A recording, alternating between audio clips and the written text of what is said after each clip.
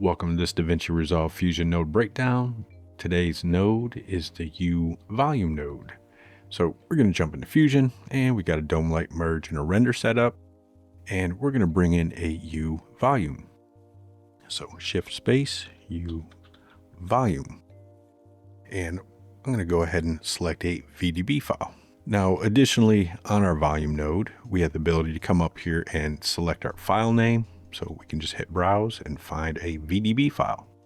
Now, that's all this node does is import VDB files or volumetric data bank files. And those are pretty much volume files like smoke, clouds, explosions, volume files. So this is what this node imports. And we're going to go ahead and input that into our merge. And if I look at our merge, you can see our clouds are giant. So first thing I'm going to do is go to my transform node, transform it down to 0.1. So it's a little more manageable. And we'll go back in our render. And in our transform tab, we can do the scale like we just did. We can rotate it on the X, the Y, and the Z. And we can translate it on the X, the Y, and the Z. So let's get our cloud here in a manageable position so we can see what's going on. So that is a VDB file, and your VDB files are going to contain different attributes, and one attribute it has to contain to be able to see all this stuff is your density attribute or a density float. Additionally, this one's not going to have any more, but you may have other attributes like temperature or heat or flames or volume, depending on how you created your VDB. So to be able to see our actual VDB, you need to make sure you have a density field selected.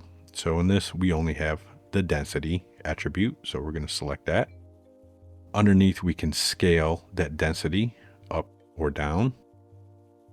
So we can bring in more or less of that density. And we'll use this to adjust the look later. And under emission, this is how we're actually coloring our VDB. And you have multiple modes. And under the color mode, all we can do is pretty much change the color of our VDB, but you can change it to whatever color you want. Let's go ahead and move that over. And you can scale that color. So if I select a color over here, I can scale that color down or up. Now, mind you, your lights, right now we've got a dome light in here. And if I go to my dome light and I change my exposure, it's going to affect how that VDB looks, as well as my intensity. Now, the other mode we have is field, and this is where we're going to select an actual emission field. And under this, the only emission field we have is our density field. So it's going to use that density to color our VDB here. So right now we've got purple selected. So we could change the scale of that coloring. And if we want it to look like a normal cloud, we could bring that down. And we can scale our intensity. And back up here under this scale, now we're going to start seeing what this scaling of our density field is doing. So the more we scale that up, the more of that VDB it's bringing in. I'm going to skip black body. We'll do another example for this, but our other mode is gradient. And under here, you have multiple field wrap modes and multiple field channel modes. So under the black, it's just going to clamp your blacks. So you can bring your blacks up or down, and you can change the field range. And right now, this is being colored by our dome light. So you can see if I change that color temperature, it's changing the color temperature. And while we're doing this, let's go ahead and build our look for our little sky we have back here. So we can go in our dome light, increase our exposure.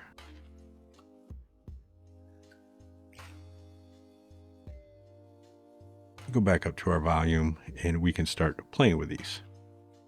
And under clamp, this just clamps your colors down, and we can change our field range, and you can change your colors as well. So let's go ahead and grab the color of our clouds that are in our background here.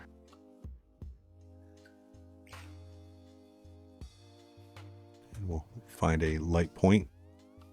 And we also have wrap mode, which will wrap that color gradient through the scattering. So I can change this up or down, and let's go ahead and make that a little darker.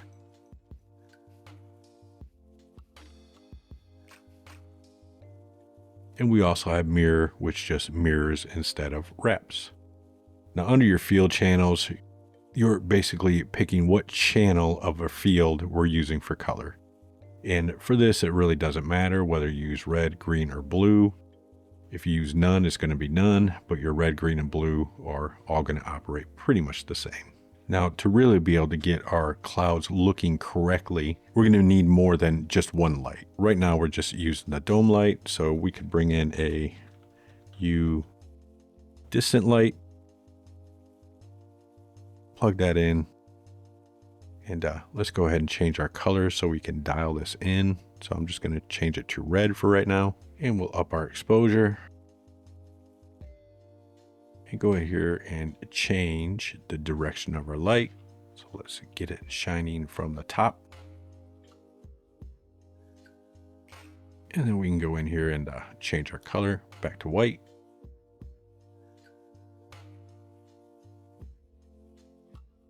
And we can alter our exposure a little bit. And we can copy this, paste it, create another one. Let's make this red for right now so we can adjust it. Change our intensity. And let's make this point from the bottom. There we go.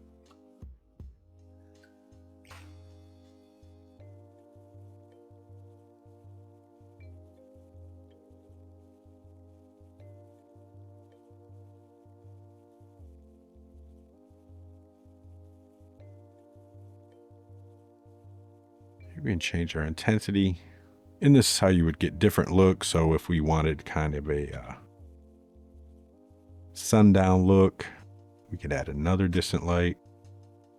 We can make this one say like a orangish hue.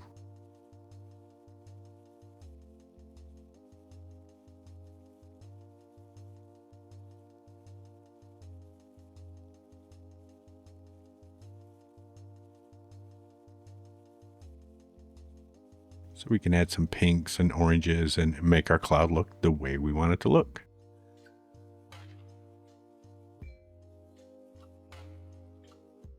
So now we've got a little VDB cloud in our little scene there. Now, you can also bring in assets like fire and explosions and color them correctly, and that's where this black body comes into play.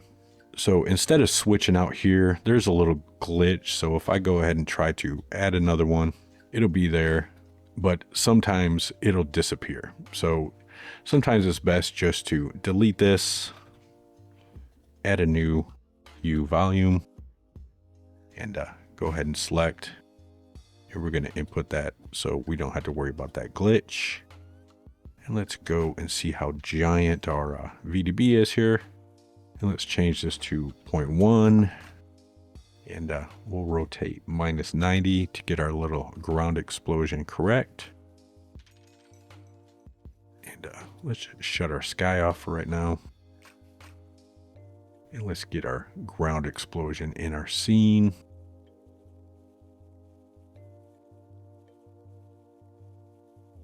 And there we go. We've got a little ground explosion. And again, we want to make sure we have density, but you notice this VDB has an additional attribute of flames, which is where our heat and our fire is going to come from. But for our density field, we want to leave this on density. And again, we can scale it up or down. And in color mode this time, we're going to use black body. And our black body requires a temperature field, and that's going to be our flames. And once we do, you can see our temperature is input into our VDB. And we can use this temperature slider to change the temperature. of those flames to get the look we're kind of looking for. And additionally, we can change the tint of our flames. We can change the scaling of that coloring of our flames. And again, if we go back up to the scale, this is going to change the look of your VDB. And if we go down here to advanced, we've got two settings in our ray marching step size and our minimum light scattering. This is going to change how your stepping through your VDB layers is going to work. So if I increase it, you can start seeing, if I zoom in, you can start seeing our VDBs are starting to get pixelated, and you can start seeing those layers show through. And then your minimum light scattering is going to change how your light scatters through that VDB. So if we look down here and I change my minimum light scattering, you can see how that is affecting how our light scatters through our VDB.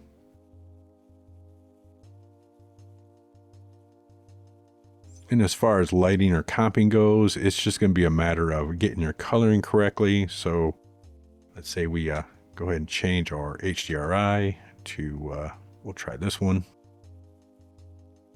Let's go ahead and enable our render. Let's go to our dome light. Let's find a space for it. So if we want to put an explosion in here, it would just be a matter of playing with your dome light exposure controls, as well as your coloring on your emission to change up that temperature to get the look you're looking for. And that's how you would add VDB explosions into your shots. And of course, you would comp this better afterwards using color correct and levels and all that fun stuff. But that is the uVolume node. I will see you in the next node breakdown.